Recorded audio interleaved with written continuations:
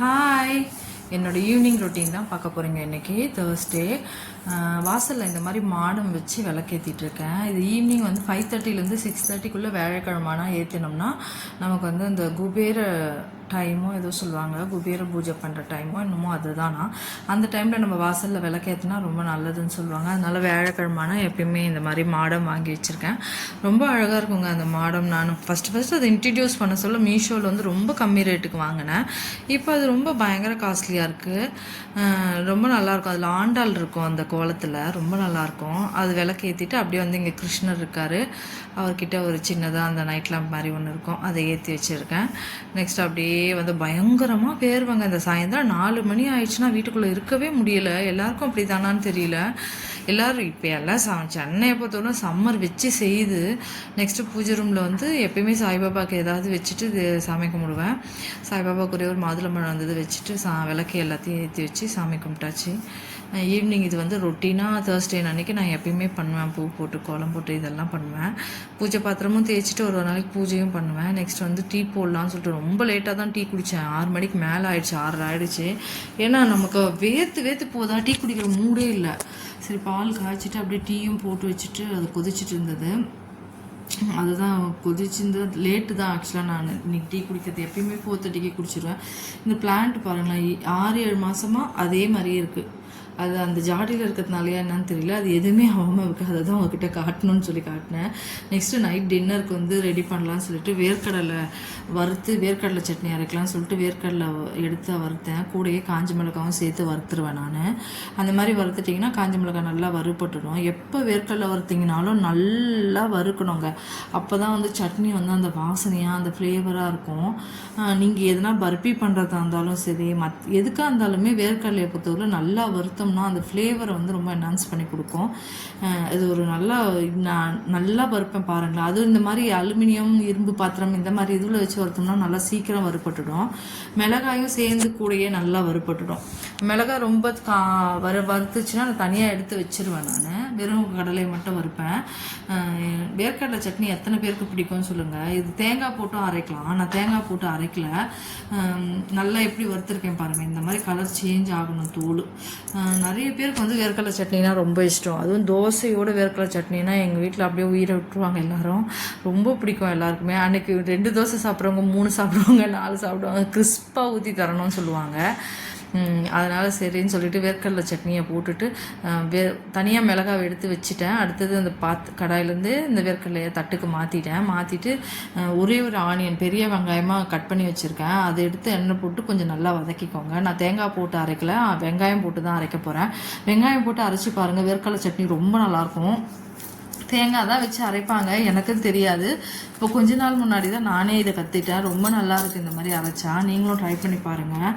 ஒரே ஒரு வெங்காயம் போதும் தேங்காய்க்கு பதிலாக. தேங்காய் இல்லை அதனால சட்னி அரைக்கலான்றது யோசனை இல்லாமல் இதே மாதிரி பொட்டுக்கடலையும் வச்சு அரைக்கலாம். நான் ஏற்கனவே வீடியோ போட்டிருக்கேனா என்னன்னு தெரில. அந்த மாதிரி தேங்காய் இல்லாத சட்னின்னு சொல்லிட்டு போடுறேன். இந்த சேனலில் போட்டனான்னு எனக்கு தெரியல, போட்டிருப்பேன்னு நினச்சேன்னு பார்த்தேன். இது மாதிரி ஆனியனை போட்டுட்டு நம்ம வதக்கி இந்த மாதிரி அரைக்கலாம். சூப்பராக இருக்குங்க இந்த மாதிரி அரைச்சிங்கன்னா.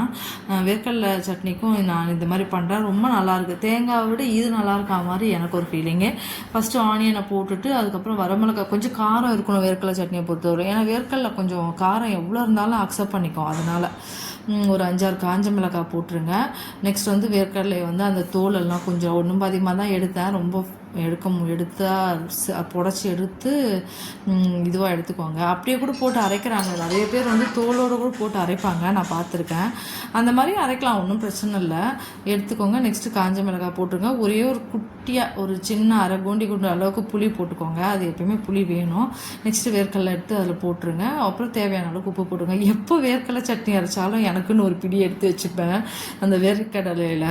எத்தனை பேர் இதை பண்ணுவீங்க சொல்லுங்கள். ஏன்னா அது வந்து சாப்பிடணும், அப்போ தான் நல்லாயிருக்கும். வேர்க்கடலை வறுத்தாவே வீட்டில் வந்து கண்டிப்பாக அது சாப்பிட்றதுக்காக உக்காண்டிருப்பாங்க. அது உண்மைதான். அந்த எல்லார் வீட்லேயுமே அதை பண்ணுவாங்கன்னு நான் நினைக்கிறேன். உப்பு கொஞ்சமாக கல் உப்பு போட்டுக்கிட்டேன். இப்போ ரொம்ப கல் உப்பு தான் யூஸ் பண்ணுறேன். இதை நல்லா கிரைண்ட் பண்ணிக்கோங்க. இந்த மாதிரி சட்னி நல்லா வந்துடும். இதுக்கு ஒரு தாளிப்பு போட்டுக்கலாம். கடாயை வச்சுட்டு கடுகு போட்டு உளுத்தம்பருப்பு போட்டு கருவேப்பிலை போட்டு ஒரு தாளிப்பு போட்டு வச்சிட்டோம்னா நல்லாயிருக்கும். தாளிப்பு இல்லைன்னா ஒரு மாதிரி இருக்கும் நம்மட்டெல்லாம், அதனால் தாளிப்பு போட்டுருவேன். எங்கள் வீட்டில் இருக்கவங்க தாளிப்பு போடலைன்னா கேட்டுகிட்டே இருப்பாங்க, தாளிப்பு போடலையான்ட்டு. எங்கள் பையனுக்கு தாளிப்பு போட்டால் தான் பிடிக்கும், எந்த சட்னியாக இருந்தாலும். அதனால் போட்டு விட்டுட்டேன். நானும் அவரும்னாலும் சாப்பிட்ருவோம், எப்படி இருந்தாலும் பிரச்சனை இல்லைன்னு சொல்லிட்டு. ரொம்ப நல்லா இருக்குங்க இந்த மாதிரி வேர்க்கடலை சட்னி.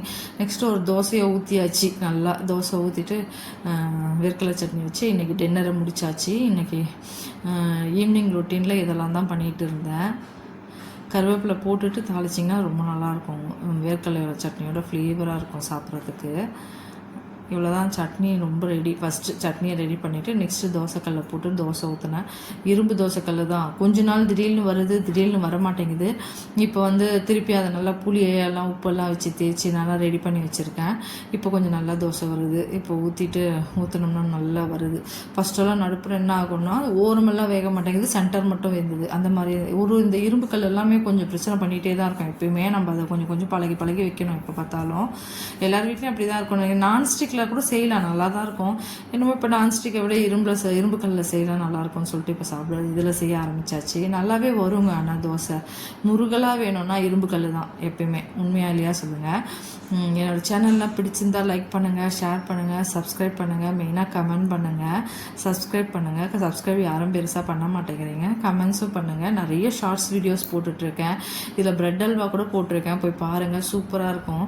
ப்ரெட் அல்வா பண்ண தெரியாதவங்களுக்கு ரொம்ப நல்லா யூஸ்ஃபுல்லாக இருக்கும். செம்மையாக இருக்கும். ப்ரெட் அல்வா சாப்பிட்டிங்கன்னா ட்ரை பண்ணி பாருங்கள். என்னோடய சேனல் பிடிச்சிருந்தா மெயினாக லைக் பண்ணுங்கள். தேங்க்யூ. தோசை ரெடி. நெக்ஸ்ட்டு வேர்க்கடலை சட்னியை போட்டு உட்காந்து சாப்பிட்டாச்சு. டின்னர் முடிச்சாச்சு. எல்லாருக்கும் குட் நைட்.